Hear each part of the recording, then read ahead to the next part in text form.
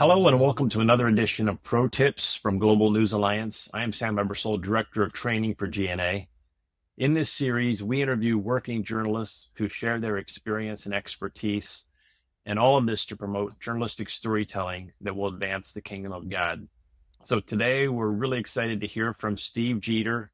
And yes, if you recognize that name, Steve is the son of GNA founder and CEO Stan Jeter. So, Steve, thank you for taking time today to be with us. And just to be clear, you're not here because your dad twisted your arm. Maybe it's because I twisted your arm a little bit, but in all honesty, it's clear that you have a lot in common with your father. You clearly demonstrate the same work ethic and desire to make an impact on the world around us. So we're just really happy that you're going to give us some insight into what enables someone like you to do the amazing work that you do. I won't go into great detail about all of your credits and bylines. I'll let you elaborate on that a little bit, but our viewers should know that you're a Washington, D.C. based freelance filmmaker and photographer. Your work focuses on telling impactful human stories, particularly centered on faith and social justice. And you have an extensive demo reel of work for international aid and humanitarian agencies, from United Nations Development Program to World Vision to the Red Cross and many others that I'm sure our viewers are familiar with. So, Steve, welcome to Pro Tips series here at GNA Academy. Let's start by letting you define your work over the past couple of decades. Who is Steve Jeter, international videographer, DP, director, documentarian? Let's just start there. Okay. Thank you very much. Yeah, it's a pleasure. All right, going back a couple of decades, I guess I would have to say I started as a photographer. It started all the way going back to high school, darkroom photography. And so I think that's what really sparked my love for creating beautiful images, but also storytelling. And I think that it was kind of a natural progression for me. Um, I to do freelance photography for a while. I actually taught photography after university, and then transitioned into doing pretty much exclusively film, and mostly in the documentary, like you mentioned, a few organizations, NGO, development, humanitarian space. So yeah, it's a bit of journalism. I've done like work with PBS and organizations like that, but a lot of storytelling in the service of NGOs who are doing work often in difficult places. Usually get the call to go to somewhere that is challenging, and last minute is my specialty often. Well, I've looked at some of your pieces from your demo reel, and I have to tell you, it's really high quality, what some would refer to maybe as cinematic storytelling. Um, so I guess some of our viewers who are working with very limited gear, very limited budgets, if at all, what we would call citizen journalists, what is it that your skills and expertise that you developed can apply to the kinds of things that Yes. they're doing, maybe with just a simple smartphone? Yeah, it's a great question. And I think the fact that I started as a photographer, I've always really tried to rely on the fundamentals of composition, for example, just setting up a good shot. And going from there, really, I think that since then it's been a gradual process over at least 10, 15 years of freelance videography, um, of just adding equipment. I started with almost nothing, one camera, and I've just been adding a piece or two per year, or more if I can afford it.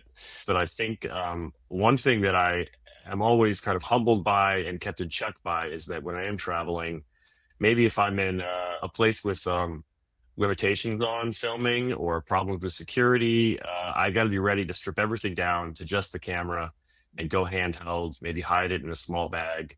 And so I think I have to be ready to do both. And I try to look at it that way, as everything else is just like an additional tool, but you have to be confident in the ability to work with very basic gear at the same time. And honestly, you mentioned phone.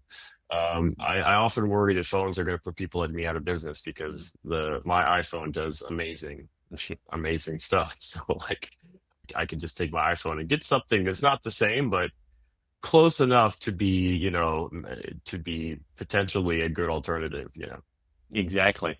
So, well, let's talk about your gear kit and maybe start with the basic minimalist kit. What do you never leave home without?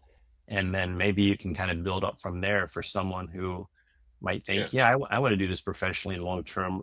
What should I think about adding to my phone? Maybe in a mic and a tripod, and go from there. Right. Yeah.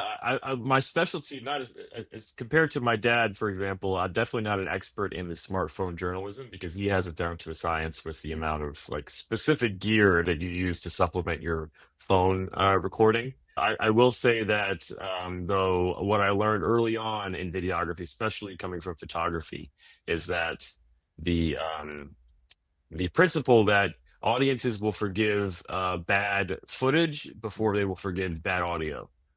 And that is a bit counterintuitive being a visuals person, that I care mostly about the visuals, and audio is often secondary.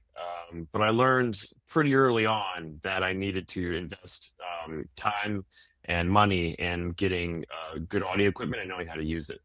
And so audio is very important. I would say you can start there for sure. Like if you're getting, and this is a part of the smartphone lessons and cheat sheets that GNA uses. But using a small microphone, whatever it might be, whatever you can afford, is usually a good starting point. Um, from there, so having something that can stabilize, some very basic camera support is the next thing after audio. But if you'd like, I can show you going from there, jumping ahead, Mhm. because I like visuals. I can show you really quickly my gear inventory from a recent trip I did to Zambia.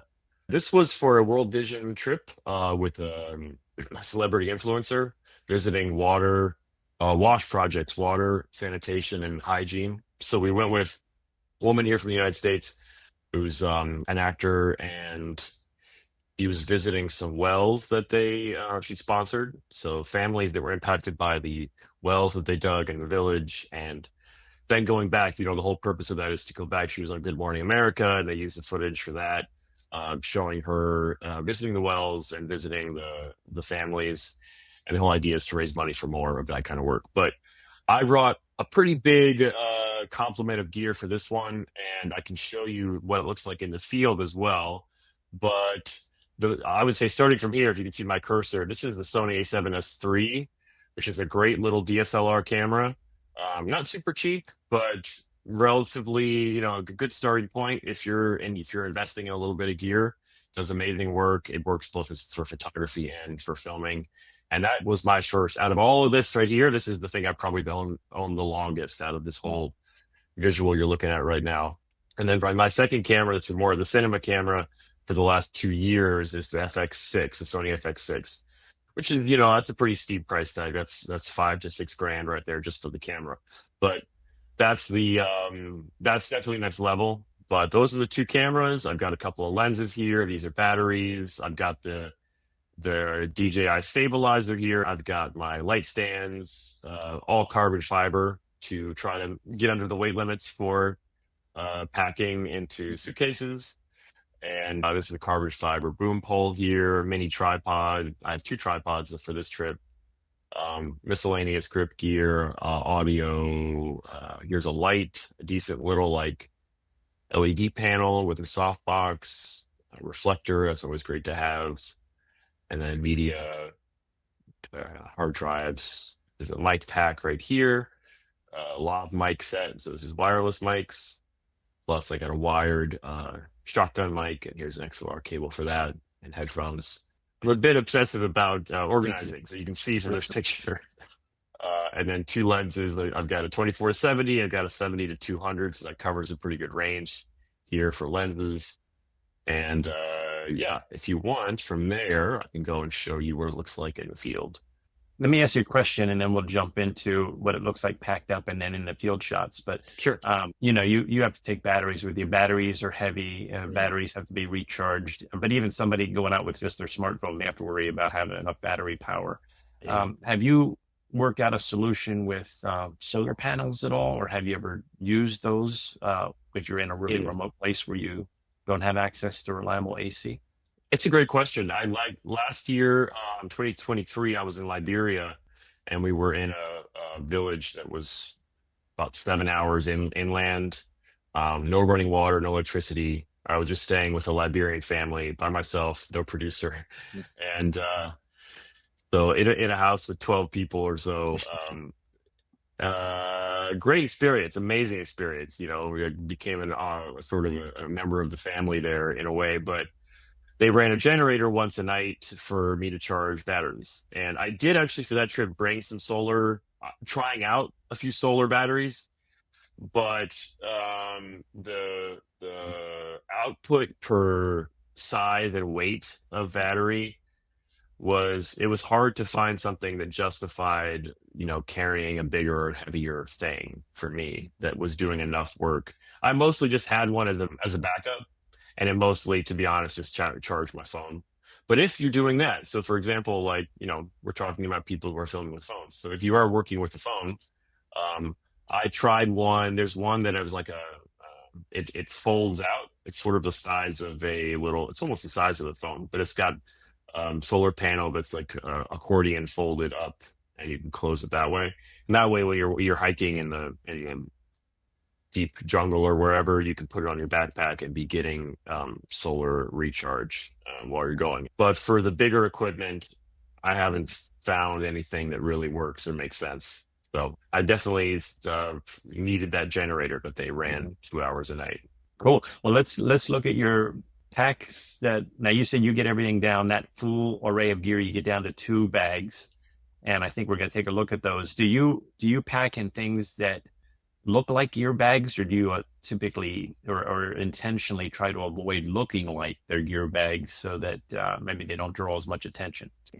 That's a great question as well. I do a little bit of both, as you can see here, that I kind of do a little bit of both.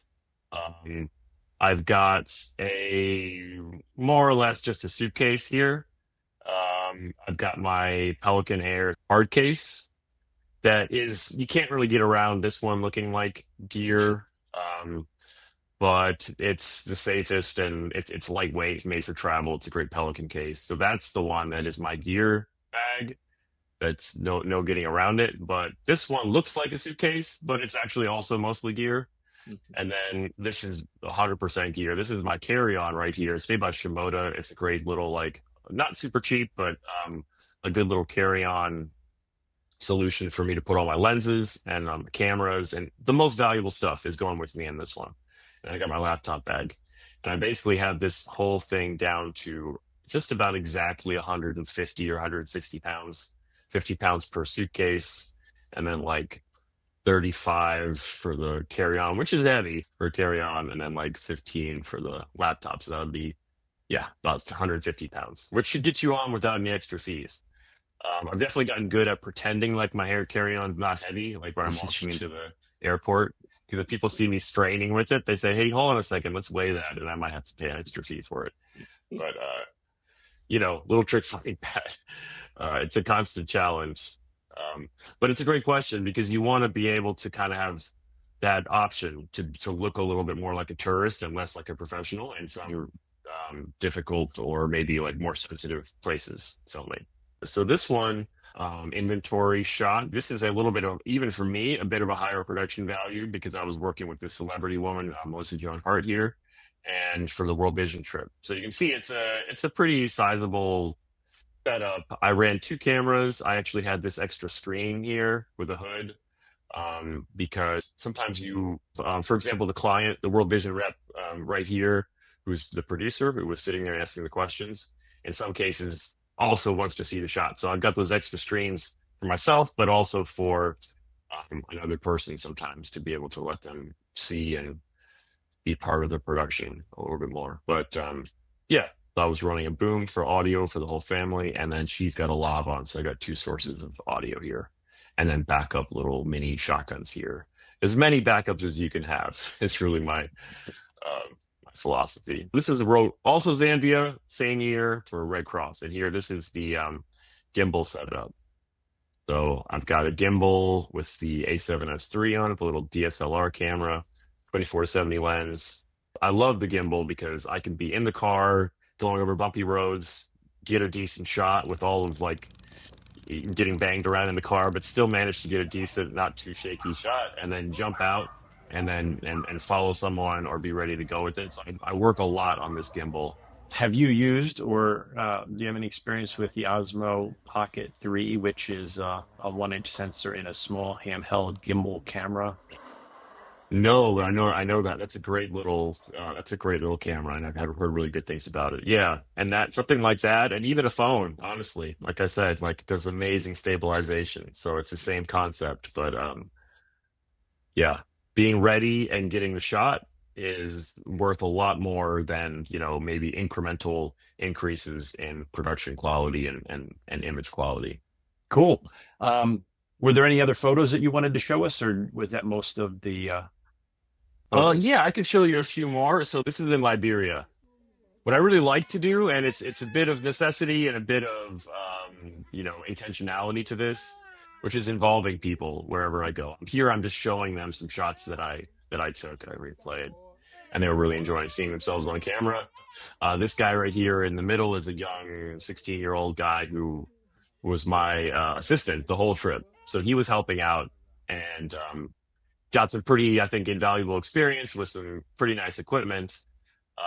But getting people to help on the ground is practically helpful, but also I think philosophically, I really try to make that happen. I think having people participate in the storytelling process as much as you can, without compromising, your objectivity or your story, obviously, but it really I just think it works the best. It's just the best way to go about it because people don't feel like you're there just coming to extract. You're there to get what you need, say what you need to say, to get what you need to get, and then get out and do whatever you want with it later. It also kind of demonstrates to people when we show up, and it's not just me behind the camera, but it's local people as well behind the camera, carrying equipment, participating.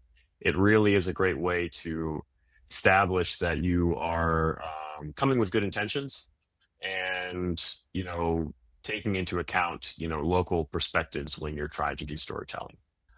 I definitely had a very transformative, I would say, experience filming in the DRC about 10 years ago. I went to film there, and we went to film with a school where a school for kids with mobility disabilities, mostly from polio. It was a school where kids had pretty serious metal braces that were helping them to walk. And so it was kids who grew up not walking at all and were at the school. They were making these metal braces, like I'm sure with the movie Forrest Gump, like old school metal, very like thigh to foot big braces so that the kids could walk.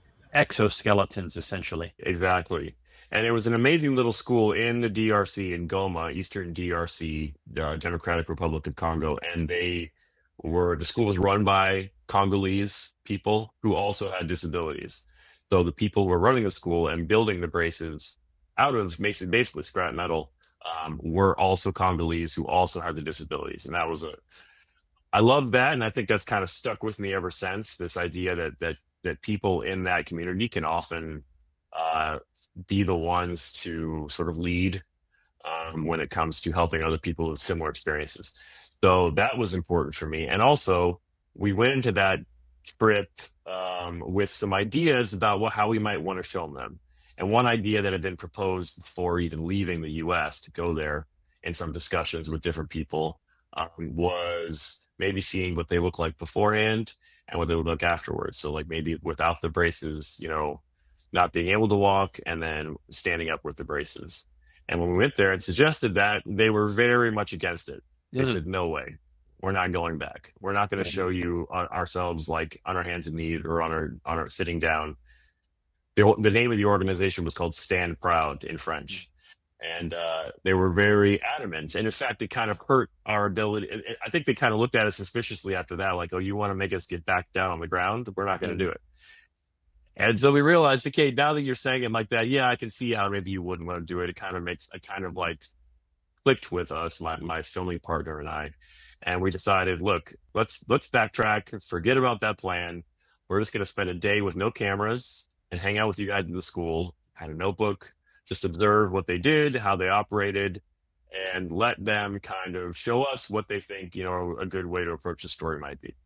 And you don't always have that luxury, but in our case, we decided let's just not film the whole first day, and let's just kind of try to go back to starting square one, try to establish a good rapport with the people, and then after that, rethink how the story was going to go. And it went great. It went great. We also let people use cameras a bit, use equipment a bit, hold the boom mics, and so it was a very formative experience for me. And I think ever since then, I've tried to prioritize that in as much as possible. You can't go all the way and let people completely take control of the project, but involving people's input and not bringing too many of your preconceived ideas into a storytelling different environment like that is key, I think. And I want to vouch for that piece because it's amazing. Did you see that? Yeah, I did, and it's fantastic. And I'm going to put a Okay, link to that if that's okay with you, the Vimeo clip sure. in the description of this video so people can see that. But really a powerful and amazing piece. Yeah. Thanks. Yeah, yeah, yeah. That one was amazing. It was amazing and hard. Oh Well, man.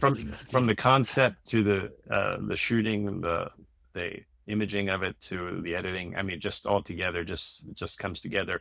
But it's also um, a luxury that we don't often have when we're doing news, right? Because I mean, you had really an opportunity to really approach it creatively, and like you said, to take Yeah, the whole first day to observe and to take notes I and to did. make a plan. That's a great luxury as well.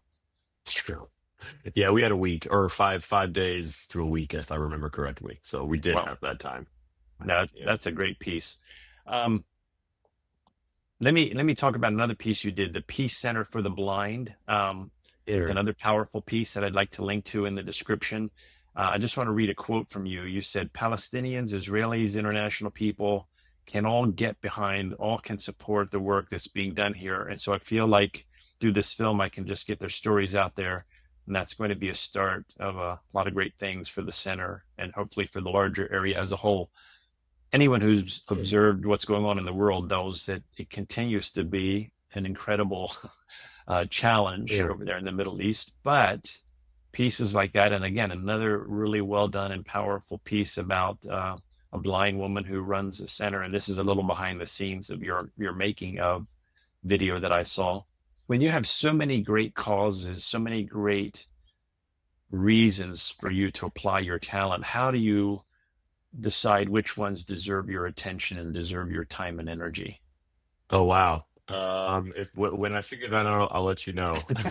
See, we went from talking about very technical things. Now, all of a sudden, I really threw a hard 90-degree turn into it for you. But I mean, I It's a think, challenge.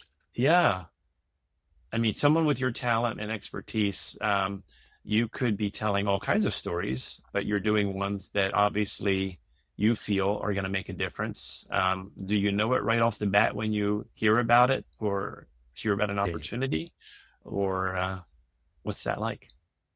Well, I think I'm very much mission driven in a way when I say that about other people's missions. Like I'm there is a common theme that I feel like I took me a while to even recognize. But speaking about the school in the DRC and then this Palestinian blind school in East Jerusalem, both cases, it's run by people from within that community. So I think I saw in both stories and others that I've worked with, um, been very impressed by organizations like that are they know the challenges, they've lived them themselves, and so they're reaching out to help people who have been through the exact same experiences or going through the same experiences. It's that kind of mentoring model um, that I was really drawn to. And I also recognize that often those places are underfunded and underrepresented because they don't have the big international donors, maybe, or big, visibility or ability to have like a good presence online and do fundraising. And so I think I'm drawn to stories like that. I think it's worth it to me to invest in places like that. But the challenge is balancing that. So I think I've really tried over 10 or more years to find a way to balance always work with organizations and work on stories that I believe in. But find a way as a freelancer to, you have to make a living in this world, especially with expensive photography and video equipment. So finding a way to work with bigger clients and then smaller clients and have that spectrum throughout the year. So I worked with, like Microsoft and Dell Foundation not too long ago on, the literacy program, the Dell Foundation for literacy programs in inner city Baltimore, for example, where great story and the money was good. But then there's organizations where I'll do a pro bono, story or a trip. I was in Kenya and Nairobi this year with a organization that supports women in construction in the construction sector in Kenya, and doing training so that they go into these construction jobs with skills and with better pay. And that was great. Really fascinating place, fascinating organization. But that was a pro bono project. So trying to find a way to balance both those, I think, is the answer to I sort of make it work. Yep, yep. But sometimes you have to say no as well. So that's the challenge. So I saved the hardest question for last. And maybe this doesn't even um, maybe this isn't an issue for you because, like you say, some of the things you do border on journalism, but you're obviously not a hardcore reporter. But first, think as a journalist for the sake of this question, if you would. Um, can you define the line between news and promotion? And Mm, is it important to keep them separate? And if so, why? mm, mm. Yeah. It's a continuum, it feels like, you know. I think I have the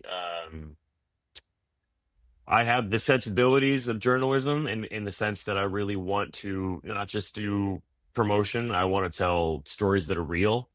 Um, it is an advertisement if I'm going to World Vision to do a story about them drilling wells in Zambia. It's an advertisement for drilling more wells, but it has to be done in a way that is accurate, objective, as objective as possible, and real, honest. Obviously, like you can't manipulate the stories. But I remember also hearing early on in my career someone saying to me, all film is fiction, Yep. which is not what people want to hear, and it feels like kind of giving up a little bit on that reality. But just considering the fact that you're always going to have some subjectivity, the direction you're pointing the camera in is a choice. You know what I mean? You're not showing the things that are behind you, so it's a lot of responsibility. It's a lot of responsibility. You have to accept that, I think, and embrace the fact that you have the responsibility of choosing what to show and what not to show, which parts of the interview to include or which to not include. I do a lot of that kind of editing. I try to make people sound as good as possible when I'm cutting up the interviews and editing and putting stories together. But I always try to run it by people afterwards, to get their sign off if I can, to make sure that they're still okay with the message.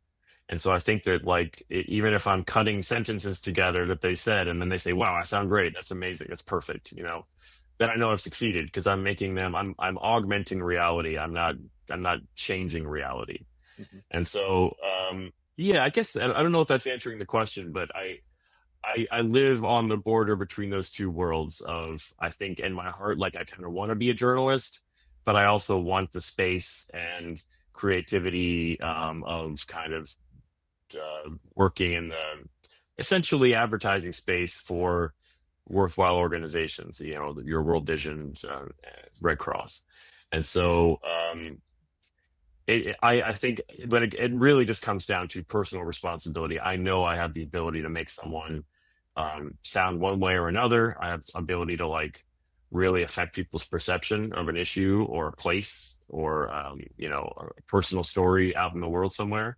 And so I take that very seriously. I stay up late at night. I wake up in the middle of the night thinking about it sometimes when I'm editing. Like, am I really doing justice to this story? Am I doing it in a way that is honoring to them and also helpful to them? You want to think by cleaning up some of the, like, messy edges of an experience when you're because you have 3 minutes, 2 minutes, or 30 seconds even to tell the story. You're doing them a service in the fact that you're not distracting from the important parts of the message, you know. But yeah, it's different every time. So At GNA, we typically do not use music dead under our news stories because of the emotional manipulation potential that music mhm. brings. But it does raise a question. What if you add a sound effect, maybe a sound effect that was naturally there, but just didn't come through when you mic'd it? You're adding that realism back in. Is that uh, legit or is that a manipulation? I mean, a hardcore journalist probably would do a reenactment of a scene, but I suspect for your clients, a reenactment is a common part of telling a story because it brings the viewer back to something that never was captured, captures it visually and with audio, and now makes it a powerful element of the story. So I know Yeah, I feel your pain of being kind of a foot in two worlds where you want to do the best possible great. job to communicate the story and do it with emotion and effect, but you want to be true to the truth too. I remember filming where with somebody who was much more from the journalism world one time, and I asked them, "Hey, would you mind moving that garbage can? It's sort of like obscuring my view right here, and I'm sort of locked in. I'm getting this shot it's really good." They said, "Oh, I don't know, I don't know. It feels like we're interfering too much." And I was thinking, "Wow, that's you're a real you're a real principled person." Because to me, it's like that being distracted by the garbage can is actually not true Mhm. to the story. That's more problematic in the sense that someone might focus on the fact there's a garbage can in the way when they're watching this later than my interference in the scene and the reality of it, and being the fly on the wall. So it's not black and white is what I would say, and you have to make those choices. But you kind of you learn as you go. And don't even get started on artificial intelligence and the manipulation, the subtle or not so subtle manipulation that's possible and going to be even more possible and easy and cheap um, moving forward. That's scary stuff. Yeah, for Yeah. sure. It's a whole different podcast, or that's a whole different story. We interview. Yeah. Well, I've taken enough of your time, I think. I just thank you so much for sharing your heart, your talent, your experience with our viewers. And thanks to our viewers for watching this video lesson. I encourage you to go to gna.news to learn more about what we're doing. And don't forget to subscribe to us on YouTube. Get more insight like this from working journalists around the world. We want to be a resource for you in the future as you endeavor to tell stories about what God is doing. And check in the description down below to see more of Steve's wonderful work and his talented work. But until next time, God bless you.